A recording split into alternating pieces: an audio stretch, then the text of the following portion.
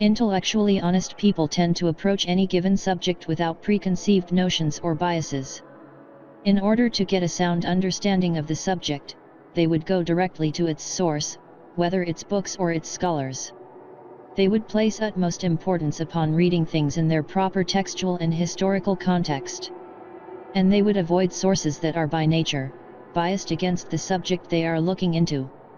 For example, a person genuinely interested in learning about the teachings of Judaism would approach Jewish sources and Jewish rabbis, not neo-Nazi or other anti-Semitic sources that are inherently hostile towards Jews and Judaism. Another example, a person genuinely interested in learning about the teachings of Christianity would approach Christian sources and Christian priests or pastors, not anti-Christian or atheistic sources that are inherently hostile towards Christians and Christianity. When it comes to learning about Islam, however, things are a little different. In the Western world, people looking into Islam more often than not start off with a bias. They look upon Muslim scholars with distrust, and inevitably end up learning about Islam from sources that have one goal: to misrepresent Islam as an inherently violent religion whose followers have a religious mandate to inflict violence on non-Muslims. This presentation will address the one thing that anti-Islamic polemicists seem to be perpetually fixated upon: the war verses in the Quran, and their alleged connection to so-called Islamic terrorism. While anti-Muslims come from many backgrounds and affiliations, this presentation is a response to claims made by religious polemicists, and more specifically Christian polemicists, who in our opinion, are the most vocal in their opposition to Islam. It is not our purpose to debate or argue with them because their views on Islam have no bearing on the truths. But, for the sake of truth, and for the seeker of the truth, we have taken the effort to present an objective analysis of the Quran's war verses. In this regard, we will touch upon the following questions. What are the historical contexts surrounding the Quran's war verses? Are they really timeless commands for Muslims to follow to this day? How do the war verses in the Quran compare to the ones in the Bible? Please bear in mind that this presentation gives only a basic introduction to lay persons looking into this subject. There is no shortage of Islamic resources online, and we encourage viewers to conduct their own research with an open mind.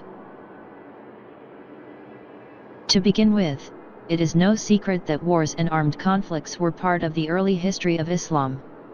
No Muslim denies that the Quran contains several verses pertaining to armed conflicts that took place during the lifetime of the Prophet Muhammad.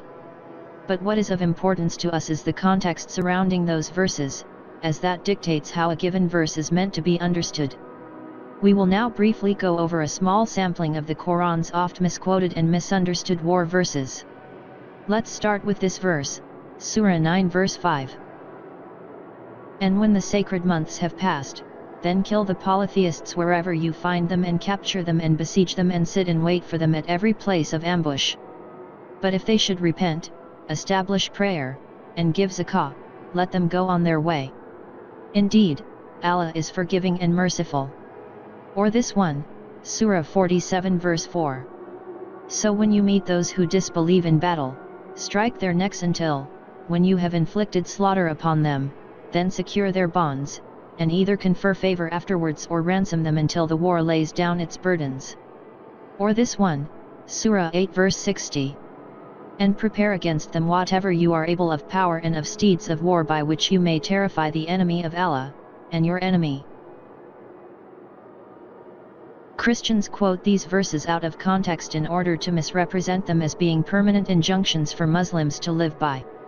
This is hypocritical of them because they, of all people, understand the importance of studying verses in their proper context. When they read the Bible, they are careful enough not to take verses in isolation. Instead, they read them in light of the surrounding texts, while also taking historical and socio-cultural contexts into account. Yet, when it comes to the Quran, they habitually misrepresent its message by quoting its verses out of context. Their double standard should be obvious. Either way, reading passages in their proper historical and socio-cultural context is a sound methodology.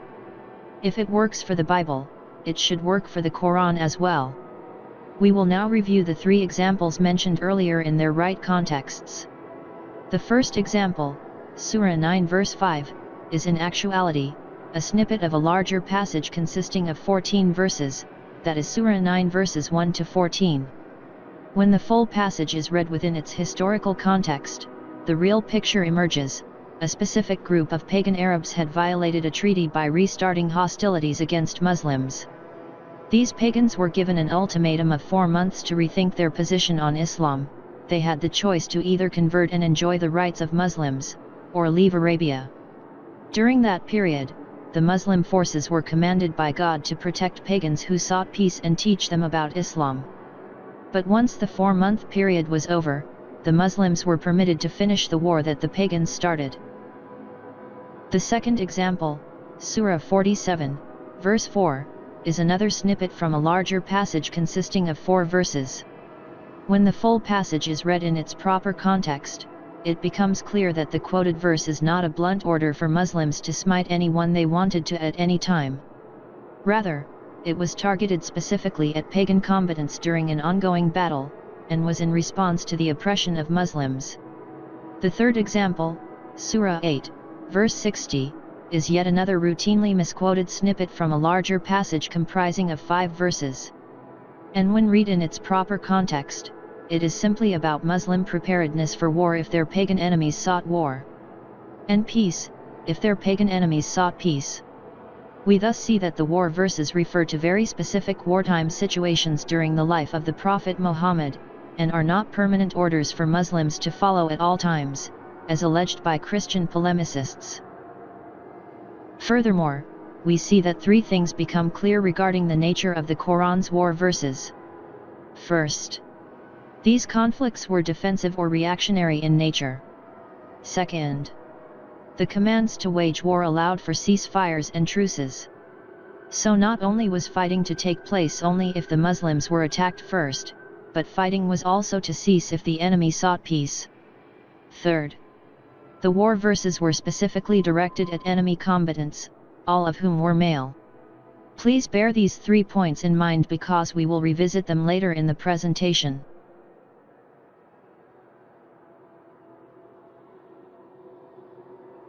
Let us now shift our attention to the war verses contained in the Bible.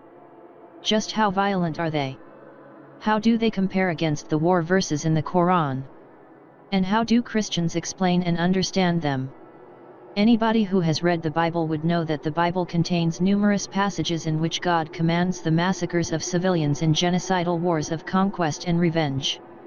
The Bible's war verses have not only provided modern-day atheists with ammunition to use in their tirades against God and religion, but have also shaken the faith of many Christians, to the extent that they actually end up leaving Christianity. The Bible's war verses appear in the early parts of the Old Testament. Since there are so many of them, we will only be going a few examples. Again, this is just to provide the viewer with a starting point from which he or she can perform their own research. Our first example is taken from Deuteronomy chapter 20. Verses 11 through 14, contains instructions for the Israelites, on dealing with the inhabitants of certain cities in the Promised Land. Depending on the response of those people, the Israelites were to either enslave the residents of those cities, or kill all the men, and take their women, children and livestock and wealth. If they accept and open their gates, all the people in it shall be subject to forced labor and shall work for you. If they refuse to make peace and they engage you in battle, lay siege to that city. When the Lord your God delivers it into your hand, put to the sword all the men in it. As for the women, the children, the livestock and everything else in the city, you may take these as plunder for yourselves. And you may use the plunder the Lord your God gives you from your enemies. Our second example is also from Deuteronomy chapter 20. In verses 16 and 17, we read that certain ethnic groups that were indigenous to the Holy Land were marked for extermination. However, in the cities of the nations the Lord your God is giving you as an inheritance, do not leave alive anything that breathes. Completely destroy them: the Hittites, Amorites, Canaanites, Perizzites, Hivites and Jebusites, as the Lord your God has commanded you. In the civilized world, this would be tantamount to genocide. Our third example is from 1 Samuel chapter 15 verse 3, where the Israelites are ordered to kill men, women, children, infants and even livestock. Now go, attack the Amalekites and totally destroy all that belongs to them. Do not spare them, put to death men and women, children and infants, cattle and sheep, camels and donkeys. Bear in mind that these are only 3 instances in the Bible where God commanded the indiscriminate killings of entire populations. There are many others. Christian theologians have always struggled with the Bible's many horrific war verses. This is because the verses are not only morally problematic, but also completely contradict their narrative of God's unconditional love, which is the foundation on which their theology rests upon.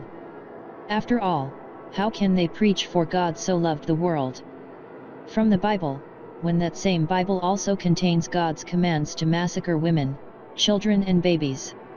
Christian theologians have thus found it necessary to rationalize the killing of civilians, women and children.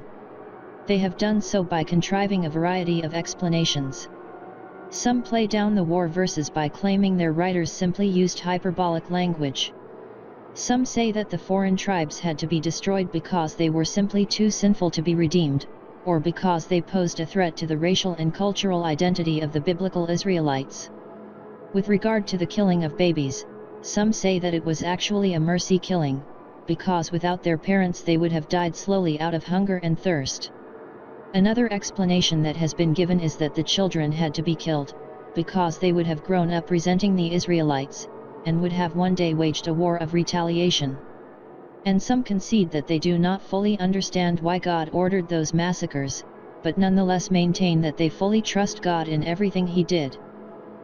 Now, regardless of how Christians try to explain away the Bible's brutal war verses, the bottom line is that they exist. There is simply no escaping the fact that God ordered the killings of non-combatants, including women, children and babies. Given this, it simply cannot be denied that the war verses in the Bible are markedly more extreme and savage than anything in the Quran. The way Christians understand the Bible's war verses is quite interesting. They explain biblical war verses as being meant for particular times and circumstances in the past, and no longer applicable today. Yet, when Muslims point out that it's the same thing with the war verses in the Quran, Christians refuse to accept it for some reason or the other. Some might recognize this as a chronic case of special pleading. As the old proverb goes, what's good for the goose is good for the gander. If the explanation that certain violent verses were meant for a different time and situation applies to one scripture, there's no real reason for it not to apply to another. To still insist that the Bible's genocidal violence can be validly explained in this way but not the war verses in the Quran is a laughable double standard. Any Christian who makes this argument in a professional debate setting would be laughed out of the hall.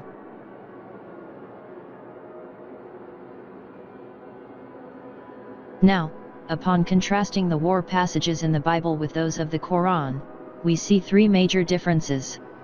The first difference is with regard to the conditions under which wars were to be fought. As has been explained earlier, in the Quran, the overall pattern is that fighting was purely defensive and in reaction to the persecution by pagans. It is a historical fact that the early Muslims were persecuted physically, mentally and economically by their stronger pagan enemies. Things reached a point where Muslims were allowed to take up arms and fight back.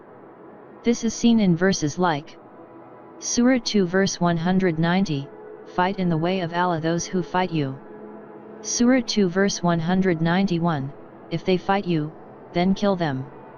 Surah 22 verse 39, "Permission to fight has been given to those who are being fought." In contrast, most wars sanctioned by God in the Bible were offensive wars. Usually, these wars served no purpose other than the conquest of land. The Israelite persecution had ended by the time they entered the Promised Land. Following this, they waged genocidal wars of conquest, sometimes wiping out entire tribes.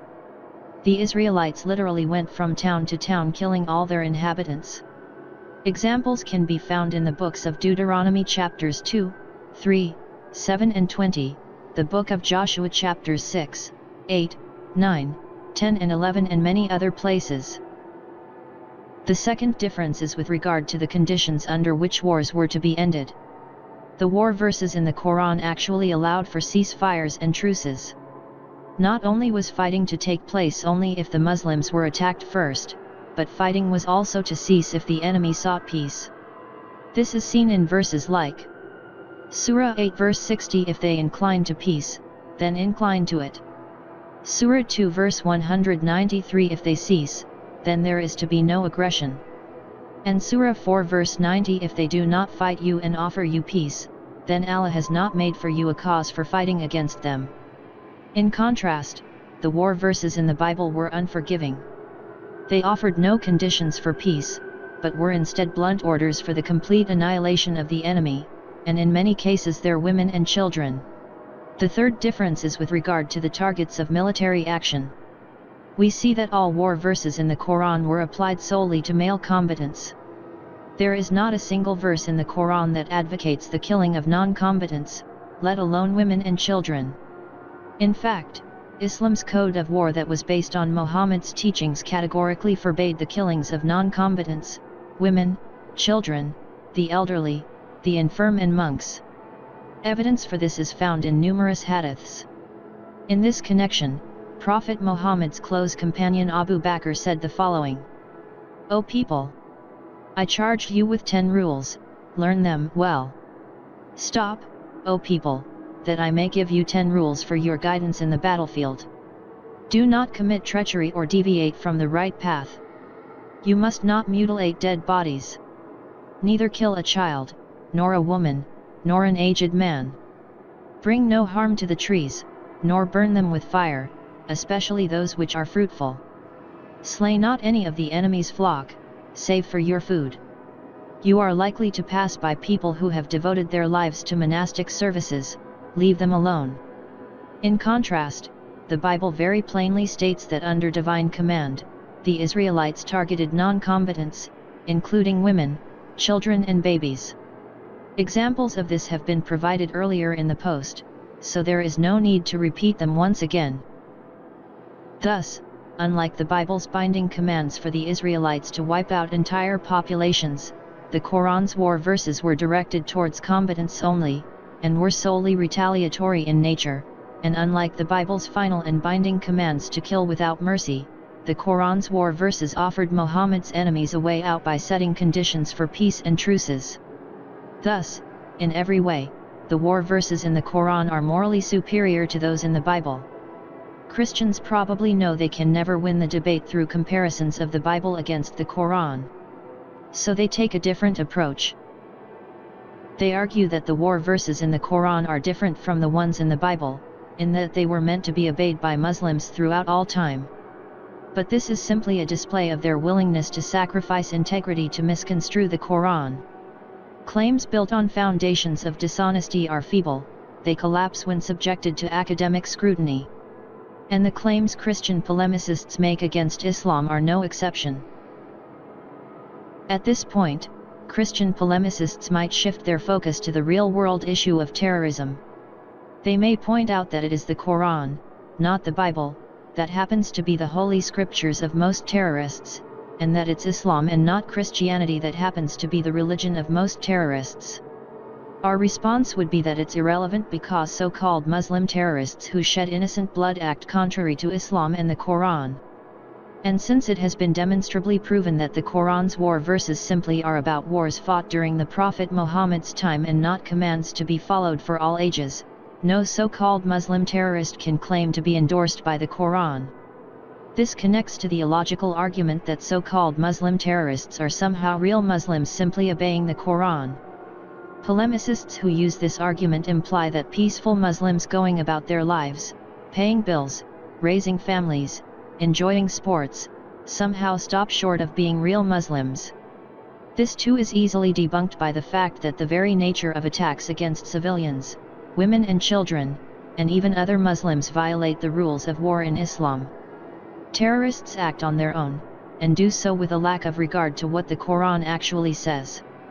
Thus, Muslims can distance themselves from their extremists for the same reason that Christians and Jews distance themselves from theirs.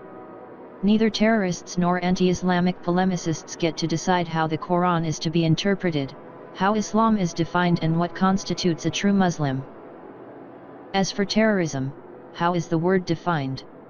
The word is broadly defined as being the unlawful use of violence and intimidation, especially against civilians, in the pursuit of political aims. These political aims could range from the overthrow of governments, expansion of territories, targeted killings and so on. It thus follows that any entity that uses unlawful force to achieve such aims, should be labeled terrorists.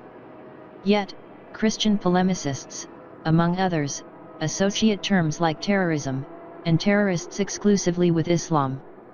In reality, so-called Islamic terrorism is a drop in the bucket compared to the terror of unlawful wars, invasions, bombings, drone attacks, military occupations, regime changes and other atrocities inflicted by the elected governments upon Muslims' civilian populations.